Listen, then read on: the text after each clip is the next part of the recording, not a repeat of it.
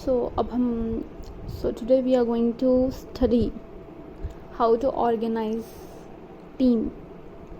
पहले तो अपन उसके फीचर्स तो लिखते, कैरेक्टरिस्टिक्स भी लिखते, कैसा करते टीम ऑर्गेनाइज और ऑर्गेनाइजेशन है क्या एक्चुअली, वो भी पढ़ेंगे अपन. मैं छोटा डेफिनेशन लेके चल रही हूँ मैं, क्योंकि बड़े याद नहीं होते. Organisation is the establishment of authority and relationship with the provision for the coordination between the both vertically and horizontally in the enterprise structure. enterprise एक जगह को बोलते हैं, तो उसमें दोनों का कोऑर्डिनेशन रहना. किस किस का कोऑर्डिनेशन रहना?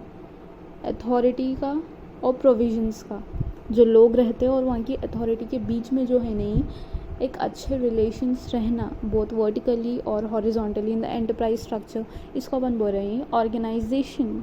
ठीक है, तो देखो ये 8 चीज़ों में ऑर्गेनाइजेशन के क्या क्या लिख रहे हैं अपन बोले तो खाली एक 4 लेटर्स याद कर लो, आपको पूरा याद हो जाता. And the 4 letters are CLMP. क्या है? CLMP. How will you learn this? CL मतलब कैजुअल लीव पे है, कौन लीव पे है? MP लीव पे है. ठीक है, इसलिए ऑर्गेनाइज नहीं है चीज़ें, क्योंकि MP लीव पे है, कैजुअल लीव. CLMP. तो C जो है नहीं, C4 डालेंगे अपन. C4 मतलब 4 बार 6 C रिपीट होएगा. ठीक है, एक कॉम्प्लेक्सिटी में आ जा रहा है, कंटिन्यूएटिंग सिस्टम में आ जा रहा है, कोऑर्डिनेशन में आ जा रहा है, एक कॉन्शियसनेस में आ जा रहा है. Okay, is that clear to you? चलिए, लेकिन अपन शुरू से पढ़ लेते हुए आएंगे. पहले L से पढ़ेंगे अपन, CL का L. ठीक है, modern organisation employees 100 and 1000 of employees. Organisation in the past were generally small in size. पहले उतने बड़े ऑर्गेनाइजेशन थे ही नहीं. पहले ऑर्गेनाइजेशन भी छोटे थे, एम्प्लॉयज़ भी कम थे, जनरली कम थे ना.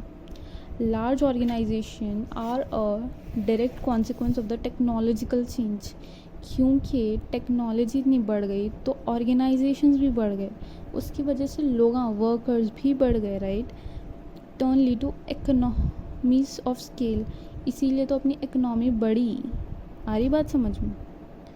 तो मॉडर्न ऑर्गेनाइजेशन में बहुत ज़्यादा एम्प्लॉय, 100 thousands ऑफ एम्प्लॉयज़ है. ऑर्गेनाइजेशन जो पुराने थे वहाँ पे एम्प्लॉयज़ नहीं हुआ करते थे, क्योंकि वो स्मॉल स्केल ऑर्गेनाइजेशन हुआ करती थी और वर्कर्स भी बहुत स्मॉल क्वांटिटी में थे. लेकिन ये बड़ा कैसा हुआ बोले तो टेक्नोलॉजिकल एडवांसमेंट की वजह से हुआ. जैसा टेक्नोलॉजी बढ़ी, वो टेक्नोलॉजी को मैनेज करने भी लोग लग गए, तो इसलिए क्या हो गया? Scale in economies. इसकी वजह से इकोनॉमिक की सेल बढ़ चुकी है. नेक्स्ट में आ जाएंगे अपन, जैसा CL बोल के पढ़े थे अपन, L तो पढ़ लिए, लार्ज साइज. अब अपन C का एक C पढ़ेंगे, 4 C है वैसे, तो एक C है कॉम्प्लेक्सिटी. अब कॉम्प्लेक्सिटी में क्या है? Organisation involves huge investment, complicated technology, and their operations are spread over various continue. Their successful running has become quite a complex affair, so elaborate rules and regulations are necessary for the governance. एक organisation में पैसा डालना बहुत बड़ी बात है, बहुत huge investment है. जब इतनी टेक्नोलॉजी आ गई, टेक्नोलॉजी में इतने पैसे लग जा रहे हैं, तो आप खुद सोचो, अगर आप कहीं इन्वेस्ट कर रहे हैं, कितना सोच के करना पड़ता. शार्क टैंक्स तो देखे होंगे, समझ में आ गया ना? As our operation are spread over various continue, the successful running has become quite complex fair. तो आपका बहुत ज़रूरी होना वो सक्सेसफुल होने. क्या सक्सेसफुल होने? वो आपकी कंपनी चलना, आपकी ऑर्गेनाइजेशन चलना. तो उसके लिए, आपकी कंपनी चलने के लिए, आपको फ़ायदा होने के लिए, वो कंपनी सक्सेसफुल होने के लिए कुछ रूल्स एंड रेगुलेशंस बहुत इंपॉर्टेंट है उन लोगों के गवर्नेंस के लिए, एक ऑर्गेनाइजेशन को मैनेज करने के लिए. तो एलॉबरेट, जितनी कॉम्प्लेक्सिटी रहेंगी उसमें उतने रूल्स एंड रेगुलेशन होना ज़रूरी है, क्योंकि ऑर्गेनाइजेशन बड़ा है. सिंपल बात है. नेक्स्ट है CL बोलिए अपन, फिर MP बोले. MP का M और P एक्सप्लेन करिए मैं आपको. तो एम क्या है बोले तो mutually agreed purpose. All the activities of organisation have some purpose. This purpose is mutually agreed upon all participants and successful achievement is in the interest of all. तो इन लोग क्या करते बोले तो ऑर्गेनाइजेशन में कुछ ऐसे एक्टिविटीज़ भी रखते जिसका कोई पर्पस होता, खाली पीली कुछ भी नहीं रखते. ये तो मालूम ही छूँगा आप लोगों. The purpose is mutually agreed.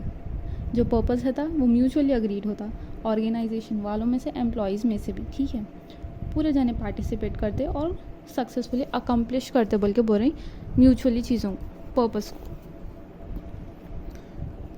ठीक है, फिर नेक्स्ट अपन एमपी का एम तो पढ़ लिए, म्यूचुअली अग्रीड पर्पस, जिसमें सब म्यूचुअली अग्रीड कर रहे हैं, पार्टिसिपेंट भी इन्वॉल्व हो रहे हैं और सक्सेसफुल कर रहे हैं मिशन को इंटरेस्ट लेके. नेक्स्ट है pattern of behaviour. Policies, procedures, rules and regulation, president provide guidelines to behavior. They enable the workers to maintain continuity, consistency and uniformity in their behavior. जब आप एक बड़े ऑर्गेनाइजेशन का हिस्सा है तो आपको कुछ रूल्स मानना पड़ता जो बिल्कुल स्ट्रिक्ट होने वाले. उसके कुछ पॉलिसीज़ रहते, कुछ रूल्स एंड रेगुलेशंस रहते. सही है, उन लोगों के गाइडलाइंस रहते, उन लोगों का एक टाइप ऑफ बिहेवियर रहता, उन लोगों का एक ड्रेस कोड रहता. सही है, तो ये आपको सब मेंटेन करना पड़ता. वो क्यों मेंटेन करना पड़ता ऑर्गेनाइजेशन वालों को, क्यों करना पड़ता? क्योंकि कंसिस्टेंसी है ना, काम टाइम पे होना, उन लोगों के डेडलाइंस थे.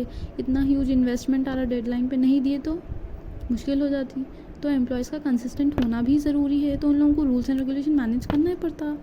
तो कंसिस्टेंसी होना, यूनिफॉर्मिटी है ना बिहेवियर में, कंटिन्यूटी है ना, बहुत इंपॉर्टेंट है पैटर्न ऑफ बिहेवियर.